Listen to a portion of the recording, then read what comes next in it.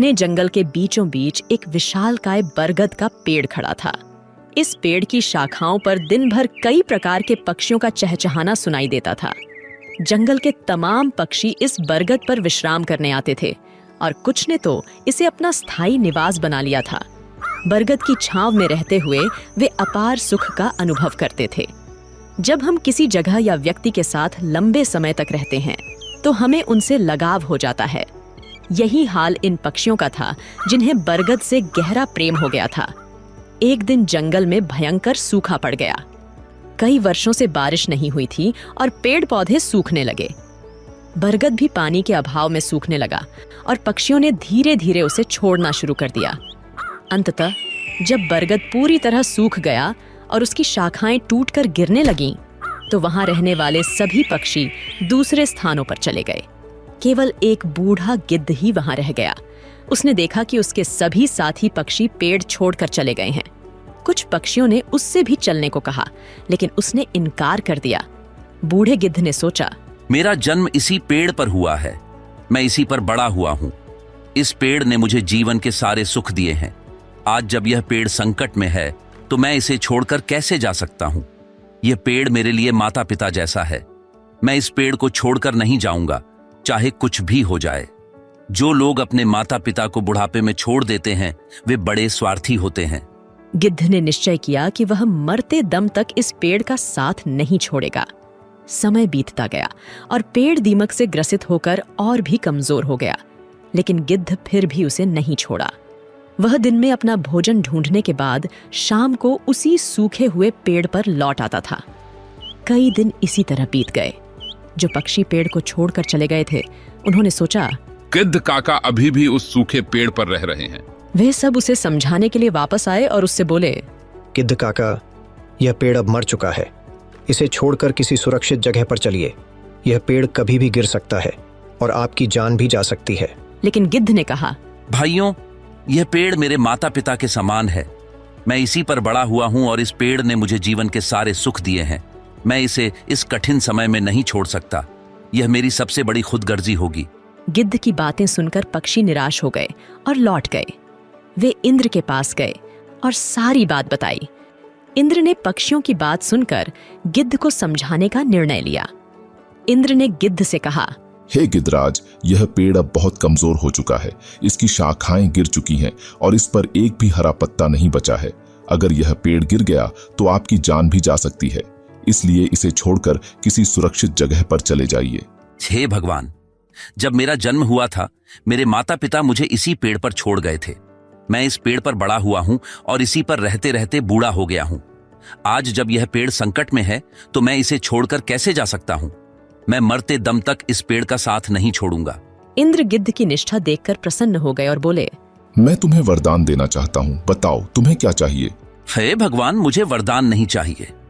इस पेड़ को वरदान दीजिए ताकि यह फिर से हरा भरा हो जाए और इसकी आयु बढ़ जाए। इससे हजारों पक्षियों का भला होगा।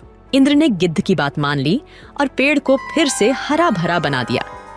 पूरे जंगल में बारिश हो गई और जंगल के सभी पेड़ पौधे फिर से हरे भरे हो गए। जो जीव जंतु जंगल छोड़कर चले गए थे वे फिर से लौट आए। सभी पक्षी बरगद पर आकर चहचहाने लगे और गिद्ध काका की सेवा करने लगे। इस प्रकार गिद्ध ने अपने जीवन के आखिरी दिन सुखपूर्वक बिताए। हमें भी इस कहानी से यह सीख मिलती है कि हमें अपने अपनों का बुरे वक्त में कभी साथ नहीं छोड़ना चाहिए, विशेषकर अपने माता पिता का। वे हमारे जीवन दाता हैं और हमें पालने पोसने में उन्होंने जो कठिनाइयां सही हैं, उनका बुढ़ापे में सहारा बनना हमारा कर्तव्य है। बहुत समय पहले की बात है। समुद्र के किनारे एक छोटी सी गौरैया अपने घोंसले में रहती थी।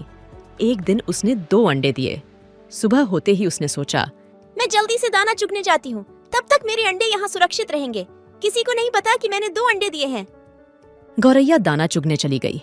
उसे दाना चुगने में शाम हो गई, लेकिन जब वह वापस आई तो उसने देखा, अरे मेरे अंडे कहाँ गए? यहाँ तो कोई भी नहीं है। उसने देखा कि समुद्र हंस रहा है। गौरैया ने पूछा, समुद्र, क्या तुमने मेरे अंडे लिए हैं? तुम हंस क्यों रहे हो? मुझे सच सच बता दो, मेरे अंडे कहाँ हैं? तुमने ही मेरे अंडे चुराए हैं। मेरे अंडे वापस करो। समुद्र ने जवाब दिया, नहीं, मैंने तुम्हारे अंडे नहीं लिए। मैं क्यों तुम्हारे अंडे लूंगा? मुझे तुम्हारे अंडे चुरा कर क्या मिलेगा? मुझे नहीं पता तुम्हारे अंडे कहाँ हैं। मुझे परेशान मत करो, खुद ही ढूंढ लो अपने अंडे। समुद्र की बात सुनकर गौरैया को गुस्सा आ गया। उसने कहा, अगर तुमने मेरे अंडे वापस नहीं किए तो मैं तुम्हें पूरा सुखा दूंगी। एक माँ की ताकत को तुम नहीं जानते। माँ अपने बच्चों पर कोई आंच नहीं आने देती। समुद्र हंसते हुए बोला। तू मुझे सुखाएगी? तू गौरैया, चल ये कोशिश करके देख ले। गौरैया गुस्से में अपनी छोटी सी चोंच में समुद्र का पानी भरती और किनारे पर उड़ेल देती। पास से गुजरते हुए एक चिढ़ा ने पूछा, अरे गौरैया बहन, आज तुम दाना चुगने नहीं आई और तुम यह क्या कर रही हो? गौरैया ने जवाब दिया, मैं समुद्र का पानी सुखाकर अपने अंडे वापस लूंगी। तुम जाओ, मुझे अपना काम करने दो। चिढ़ा ने कहा, पर गौरैया बहन, यह कार्य असंभव है। इस तरह तुम समुद्र का पानी नहीं सुखा पाओगी। गौरैया दृढ़ निश्चय के साथ अपने कार्य में लगी रही। जब वह थक जाती तो थोड़ी देर रुककर फिर से काम में जुट जाती। इस कार्य में गौरैया को कई दिन हो चुके थे। भूखी प्यासी गौरैया की तबीयत खराब होने लगी। यह देखकर सभी पक्षी चिंतित हो गए। यह गौरैया अगर इसी तरह भूखी प्यासी इस कार्य में लगी रही तो अनर्थ हो जाएगा। हमें गरुण देव के पास चलकर सहायता मांगनी चाहिए। सभी पक्षी मिलकर गरुण देव के पास गए। गरुण देव ने पूछा, क्या बात है, सब ठीक तो है? आज सभी पक्षी एक साथ मेरे पास आए हैं। पक्षियों ने बताया, गरुण देव, एक छोटी गौरैया अपनी जिद पर अड़ी है और इतने विशाल समुद्र का पानी सुखाने का प्रयास कर रही है। इसी वजह से उसका स्वास्थ्य भी गिर रहा है। कृपया उसकी मदद कीजिए। गरुण देव समुद्र तट पर गौरैया के पास गए और बोले, गौरैया, मेरी चोंच थोड़ी बड़ी है। क्या इस कार्य में मैं तुम्हारी कुछ सहायता करूं? नहीं गरुण देव, आप मेरी वजह से परेशान मत होइए। ये मेरी लड़ाई है, मैं इसे खुद लड़ूंगी। मुझे कोई मदद नहीं चाहिए। गरुण देव ने सोचा, बच्चों की वजह से यह चिड़िया किसी की नहीं सुनेगी। इसके लिए अंडों को ढूंढने से ज्यादा महत्वपूर्ण कोई कार्य नहीं है।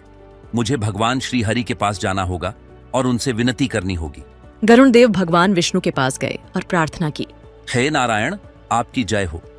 कृपया हमारी सहायता कीजिए। एक नन्ही गौरैया समुद्र का पानी सुखाने की ठान बैठी है, जो कि संभव नहीं है। उसका स्वास्थ्य भी गिर रहा है। पक्षीराज गरुण, मैं इस गौरैया के दृढ़ निश्चय से बहुत प्रसन्न हूँ। हे समुद्र देव, आप पीछे हट जाइए और गौरैया को उसके अंडे लेने दीजिए। आज एक माँ अपने बच्चों की रक्षा के लिए कोई भी जोखिम उठाने के लिए तैयार है, इसलिए मैं गौरैया के साथ हूँ। आपको पीछे हटना होगा और गौरैया के अंडे उसे लौटाने होंगे। समुद्र ने भगवान विष्णु की आज्ञा मानी और पीछे हट गया। गौरैया ने खुशी खुशी अपने अंडे निकाल लिए। समुद्र ने कहा, गौरैया, मुझे माफ कर दो, आज तुम्हारा विश्वास जीत गया। गौरैया ने गर्व से कहा, मैंने कर दिखाया, मेरे अंडे मुझे वापस मिल गए। नारद, तुम तो हमेशा भ्रमण करते रहते हो। कोई ऐसी घटना बताओ जिससे तुम चौंक गए हो। प्रभु, मैं अभी अभी जंगल से आ रहा हूँ। वहां मैंने एक अद्भुत घटना देखी। एक गाय दलदल में फंसी हुई थी और उसे बचाने वाला कोई नहीं था। तभी वहां से एक चोर गुजरा। उसने गाय को फंसा हुआ देखा, लेकिन रुका नहीं। उल्टे उसने गाय पर पैर रखकर दलदल पार किया और आगे बढ़ गया। कुछ दूर जाकर उसे एक सोने का सिक्का मिल गया। भगवान विष्णु मुस्कुराते हुए पूछे, फिर क्या हुआ नारद? थोड़ी देर बाद वहां से एक वृद्ध साधु भी गुजरा। उसने गाय को बचाने की पूरी कोशिश की। पूरे शरीर का जोर लगाने के बाद उसने गाय को बचा लिया, लेकिन जैसे ही वो आगे बढ़ा, एक गड्ढे में गिर गया और उसे चोट लग गई। प्रभु, यह किस प्रकार का न्याय है? नारद, जो हुआ वह सही हुआ। चोर की किस्मत में उस दिन खजाना लिखा था, लेकिन उसने पाप किया, इसलिए उसे सिर्फ एक ही सिक्का मिला। वहीं साधु के भाग्य में उस दिन मृत्यु लिखी थी, परंतु उसने गाय को बचाकर अपने पुण्य बढ़ा लिए और उसकी मृत्यु एक छोटी सी चोट में बदल गई। इंसान के कर्म ही उसका भाग्य तय करते हैं। अब नारद मुनि को सारा माजरा समझ आ गया था। प्रभु, अब मुझे समझ में आया। हमें हमेशा अपने जीवन में अच्छे कर्म करते रहना चाहिए। उसका फल हमें किसी न किसी रूप में अवश्य मिलता है। बिल्कुल नारद, यही जीवन का सच्चा मार्ग है। प्राचीन समय में राजा जनक की पुत्री सीता से जुड़ी अनेक कथाएं प्रसिद्ध हैं। एक ऐसी ही कथा है जिसमें एक तोते ने माता सीता को श्री राम से वियोग का श्राप दिया, जिसके कारण गर्भावस्था के दौरान माता सीता को श्री राम से दूर रहना पड़ा। एक दिन की बात है जब छोटी सीता अपनी सहेलियों के साथ बगीचे में खेल रही थीं। बगीचे के एक पेड़ पर तोते का एक जोड़ा बैठा था और वे आपस में बातें कर रहे थे। इस युग में राम नामक एक प्रतापी राजा होंगे और उनकी अद्वितीय पत्नी सीता होंगी। श्री राम सभी राजाओं को अपने अधीन कर लेंगे और देवी सीता के साथ 11,000 वर्षों तक राज करेंगे। धन्य है श्री राम और धन्य है सीता। ये सुनकर सीता का ध्यान उस ओर गया। अपने विवाह की बात सुनकर वह उत्सुक हो गईं और उस तोते से पूरी कथा सुनने की इच्छा की। उन्होंने अपनी सहेलियों से तोते को पकड़कर लाने को कहा। सहेलियों ने तोते को पकड़कर सीता के पास लाया।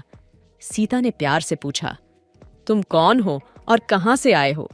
तुम जिस राम और सीता की बात कर रहे थे उसकी जानकारी कैसे मिली? हम वाल्मीकि ऋषि के आश्रम के पेड़ पर रहते हैं। उन्होंने रामायण नामक एक सुंदर काव्य लिखा है और उसे अपने शिष्यों को पढ़ाते हैं। हम भी उसे सुनते हैं और इसी कारण हमें ये कथा याद हो गई है। अच्छा, तो तुम श्री राम और माता सीता के बारे में बहुत कुछ जानते होगे। हाँ, थोड़ा बहुत। मुझे और बताओ। श्री राम महर्षि विश्वामित्र के साथ अपने 3 भाइयों भरत, लक्ष्मण और शत्रुघ्न के साथ मिथिला आएंगे और भगवान शिव के धनुष को तोड़कर देवी सीता से विवाह करेंगे। श्री राम के तीनों भाइयों का विवाह भी मिथिला में होगा। तोते की बातें सीता को बहुत प्रिय लगीं। तुम्हारी बातें मुझे बहुत अच्छी लग रही हैं। श्री राम के गुणों के बारे में कुछ और बताओ। सीता की उत्सुकता देखकर मादा तोता समझ गई कि यह जनक नंदिनी सीता ही हैं। फिर भी उसने बिना इसका एहसास दिलाए कहा, श्री राम के रूप और गुणों का वर्णन जितना किया जाए कम है। वे हर प्रकार के ऐश्वर्य से युक्त हैं। जनक नंदिनी सीता धन्य है जो श्री राम के साथ हजारों वर्षों तक रहेंगी। परंतु तुम कौन हो जो यह सब सुन रही हो? जिसे तुम जनक नंदिनी सीता कहती हो वह मैं ही हूँ। श्री राम ने मेरे मन को मोह लिया है। जब वे मिथिला आकर मुझसे विवाह करेंगे तभी मैं तुम्हें छोड़ूंगी। तुम मेरे महल में सुखपूर्वक जीवन बिताओ। हम वन में रहने वाले पक्षी हैं और स्वच्छंद विचरण पसंद करते हैं। महल में हमें सुख नहीं मिलेगा। मैं गर्भवती हूँ और अपने बच्चे को जन्म देने के बाद वापस आ जाऊंगी। पेड़ पर बैठे उसके पति तोते ने भी सीता से विनती की, हे जनक नंदिनी, उसे छोड़ दो। वह गर्भवती है और महल में नहीं रह सकती। दोनों तोते सीता से उन्हें छोड़ने की मिन्नतें करते रहे, परंतु सीता अपनी जिद पर अड़ी रही। तोते की पत्नी का वियोग असहनीय हो रहा था और वह क्रोधित हो गई। उसने श्राप देते हुए कहा, गर्भावस्था में मुझे तुम अपने पति से अलग कर रही हो, इसलिए मैं तुम्हें श्राप देती हूँ कि गर्भावस्था में तुम्हें भी अपने पति से अलग होना पड़ेगा। इतना कहकर मादा तोता राम राम कहकर मर गई। थोड़ी देर बाद नर तोता भी पत्नी के वियोग में मर गया। कहा जाता है कि यही तोता अगले जन्म में धोबी बना और उसके लांछन के कारण ही माता सीता को श्री राम से दूर होना पड़ा था।